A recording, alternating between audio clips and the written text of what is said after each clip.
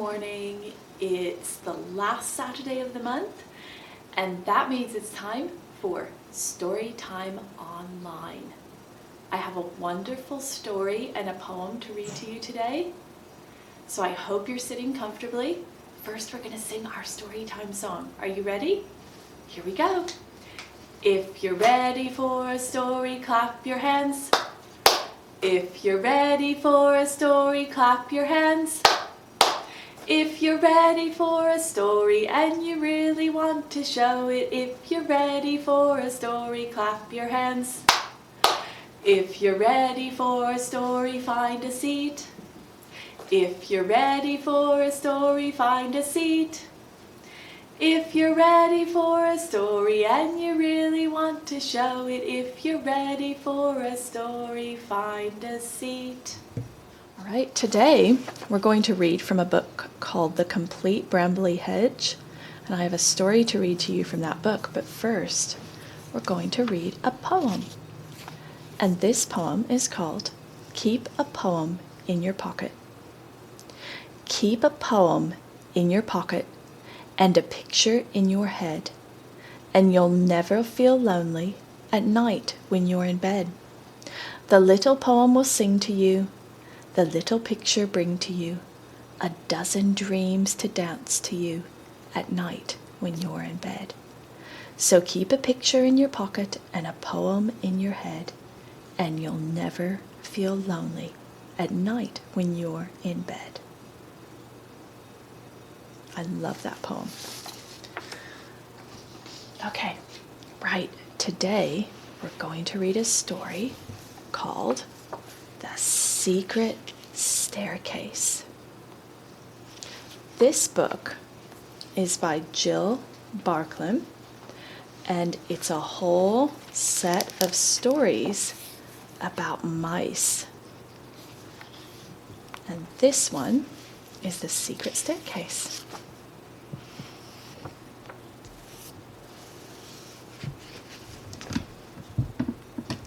It was a frosty morning. The air was crisp and cold, and everything sparkled in the winter sunshine. The little mice, hurrying along the path, turned up their collars and blew on their paws in an effort to keep warm. "Merry midwinter," panted Dusty Dogwood, scurrying past Mr. Apple and the Toadflax children with a huge covered basket.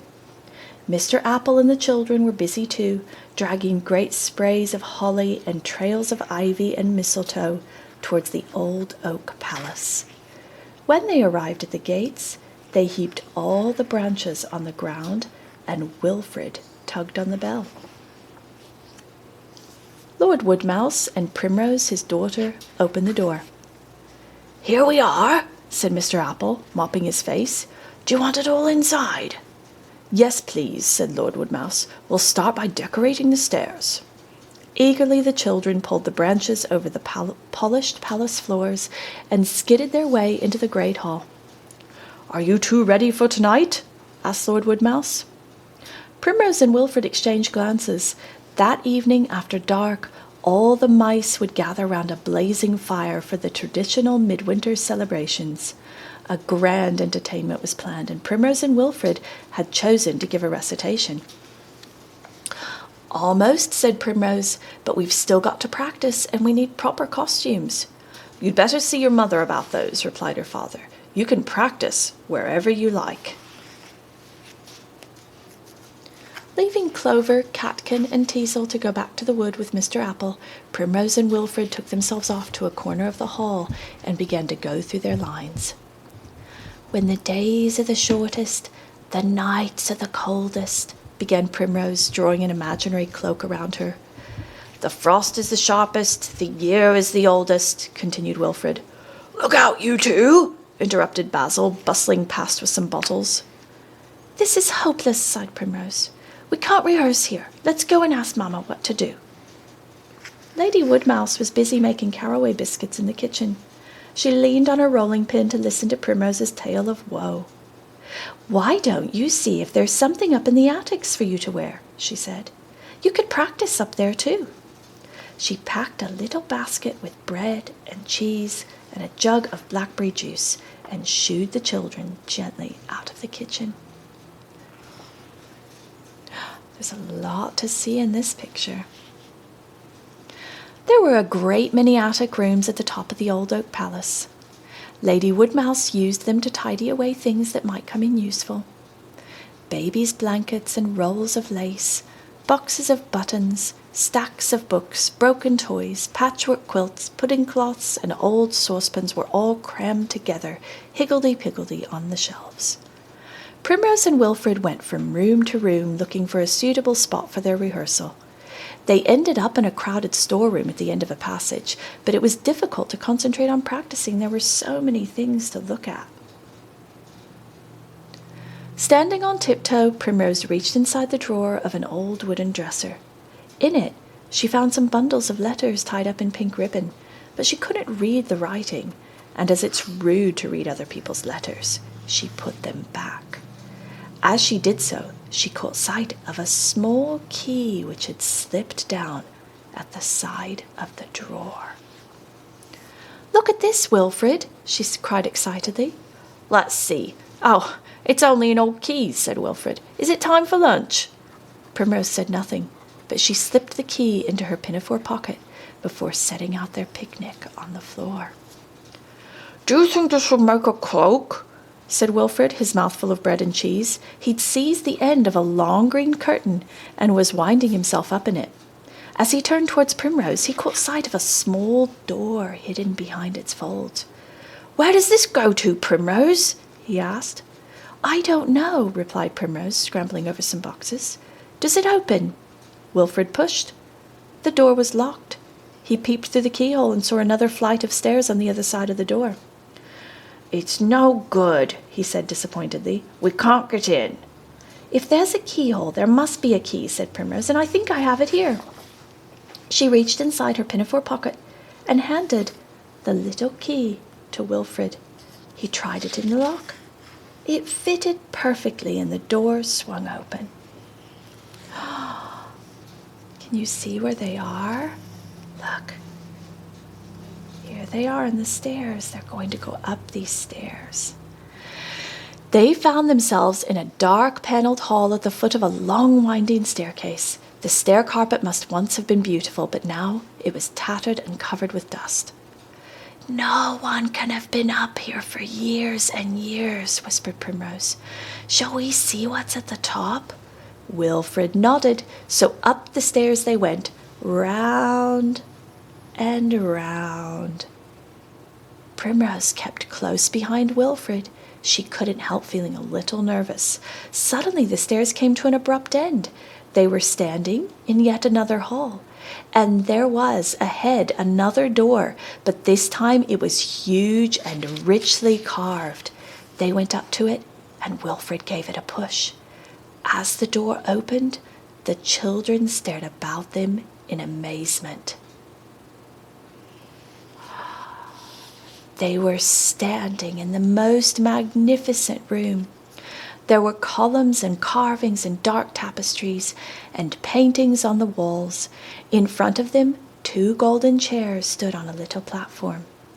Everything in the room was covered in dust, and the air smelled musty and strange. "Where are we?" asked Wilfred. "I don't know," whispered Primrose. "I've never been here before."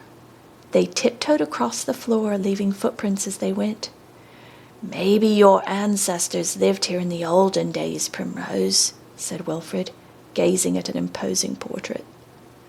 "Let's clean it all up and have it as our house," said Primrose. "We could keep it secret and come up here to play." As she spoke, she opened a cupboard and found it full of hats. "Wilfred, look at these. They're just right for tonight." A door at the end of the room led into a nursery. There was a canopied cot near the window, and all sorts of dust-covered toys were on the shelves.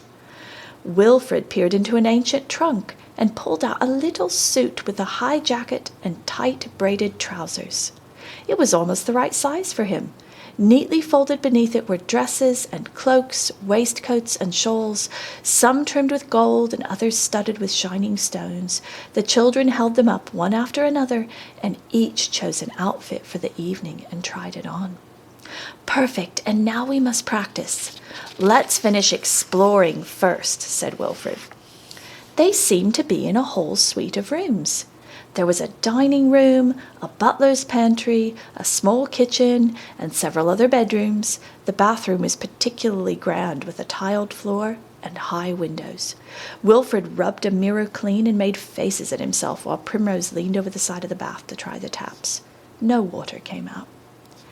"When the days are the shortest, the nights are the coldest," she recited. Her voice sounded loud and echoey. Wilfred joined in, and they went through their lines again and again until they were word perfect. Outside, the red sun was sinking low in the frosty air, and the bathroom was filled with shadows. "It's getting late," said Primrose. "If we don't hurry, we'll miss the log."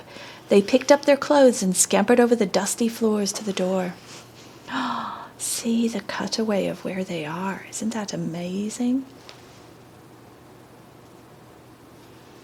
Down the stairs they ran, they're up here, round and round, down and down, until they found themselves back in the storeroom right here.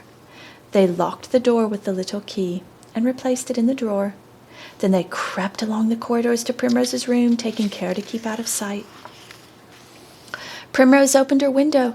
They could just hear the caroling of the mice as the midwinter log was pulled along the hedge.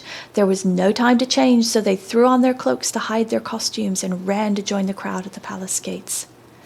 Mr. Apple and Dusty Dogwood headed the procession, lanterns held high. "Roast the chestnuts, heat the wine, pass the cups along the line. Gather round, the log burns bright, it's warm as toast inside tonight," sang the mice as the log came into view. Teasel, Clover, and Catkin were perched on the huge branch, and as it was dragged up to the palace gates, Primrose and Wilfred scrambled up behind. Look, there's the moon. It's a crescent, and the light's on the left, so that means it's a waning crescent.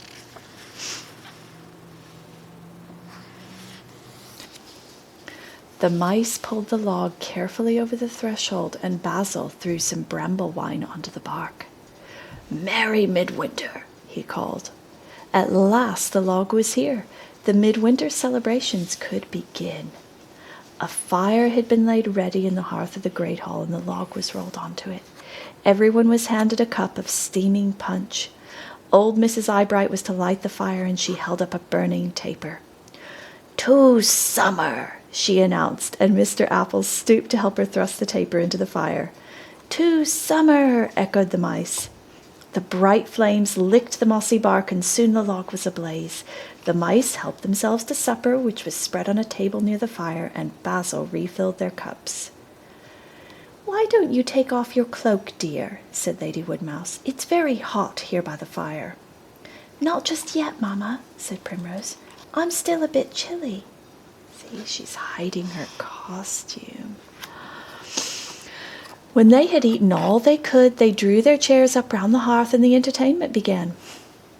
Mr. Apple made huge shadows on the wall by standing in front of the fire. He made the shape of a weasel with a mean little eye and a snake's head, a fox, and with the aid of a curtain, a bat. See? A bat. The little mice squealed and laughed. Next, Basil played a jig on his fiddle, and Dusty did some conjuring tricks. See, he's juggling. Then they tried to pass a crab-apple right round the circle, holding it under their chins. And after that, Lord Woodmouse told stirring tales of olden times. Primrose and Wilfred nudged each other. Everyone did a turn until at last Lord Woodmouse said, "And now, Primrose, what have you got for us?" The children jumped up and took their places in front of the fire. Drawing their cloaks closely round them, they began. Midwinter.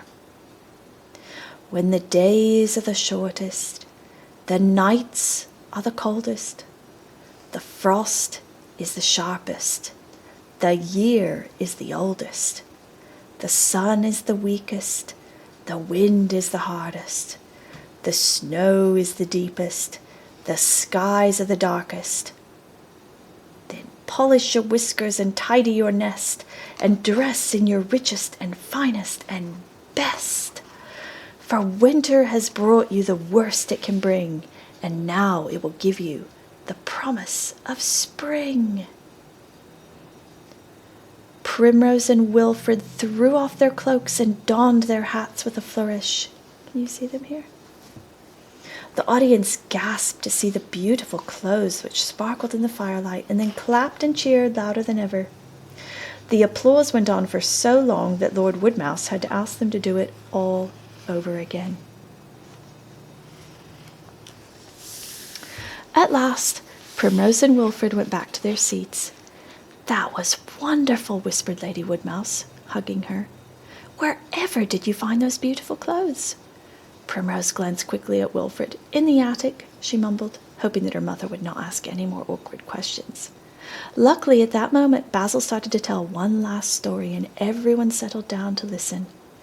Primrose and Wilfred gazed at the fire and thought of all the lovely games they would play in their house at the top of the secret staircase. Soon their heads began to nod, and in no time at all, they were both fast asleep. And that's the end of the secret staircase. I hope you enjoyed our reading today. I really enjoy reading out loud to you, and I hope you can join us next week. Bye-bye.